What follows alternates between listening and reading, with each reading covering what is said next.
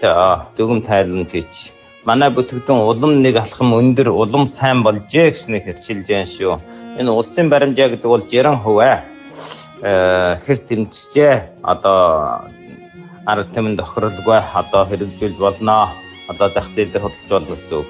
Манайх бол энэс өндөр гарчээ. Одоо 80% болжээ. Сайн сурагч болжээ. Одоо ийм л ухаантай. Улам сайн болсон манай бүтээгдэхүүн. Одоо энэ чинь юмнууд чинь нэг жишээлбэл одоо нэг буудаа авахар бодоход одоо янз бүрийн буудаа байна штэ, сайн буудаа, муу шиг буудаа, цугаараа хүнээвийн хорог өгөх хэрэгтэй. Гэвч бол сайн буудаа, сайн газар ургасан, агаар сайхан газрын хөрсөн шимтгийжээ сайтай.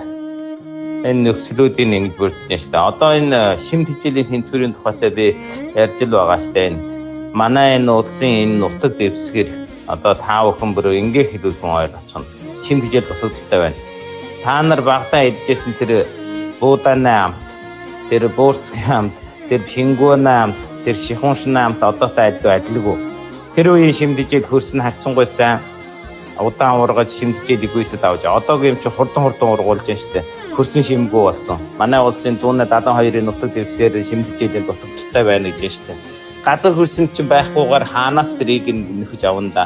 Тийм болохоор манай энэ бүтээгдэхүүн гэдэг чинь бүх газрын манай улсын зүүн баруун хойдод бүх газар далай доторх тэгээд тэрл ийм шимт хижээлтэй ямиг ачраад 48 төрлөөр найруулад одоо хийж гаргаж штэ.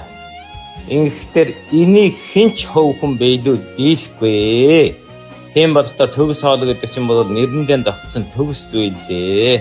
Тийм одоо мөнгөний л асуудал биш бол хүн болгон өдөр болгон идэх ёстой шүү дээ. Энд чинь нэг атгал юм дээр энэ чи идлээсээ таны шимтгийжэл тэнцвэрийг батлаа шүү дээ. Тэгээд тэр олон хүний өвчин идгэрч байгаа үстэй. Тэр хүний биенүүд сайн болж байгаа үстэй. Ийм л асуудал хүн болгон идэх ёстой.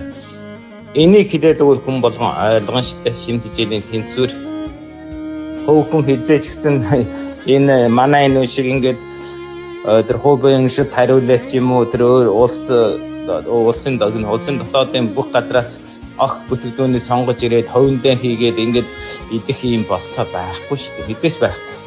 Тийм болохоор энэ бол одоо хүн болгон иддэг л хоол хүнс шимтгийжээ. Тэгээд одоо манайх энийгээ улам гүнзгийрүүлээд улам сайн болгоод бүр хаяан хийн штэ. Хаяан хийгээд энэ аль нь сайн болвол алийг авах штэ. Ийм л асуудал штэ. Тэгээд манай юм одоо нэг 11 сарын 21-ээс эхлээд энэ Чибио гэж юм. Улсын баримжаа бол тэр тэмцэл орж ил одоо сайн тамтай гэдэг ч юм уу одоо цаавд бол болно гэсэн үг. Бидний энэ бол өндөр баримжаагаар 80% хүрэх бол орж болохгүй. Ийм л баримжаа шүү дээ. Энэ Чибио тухайтай дүгм тайлан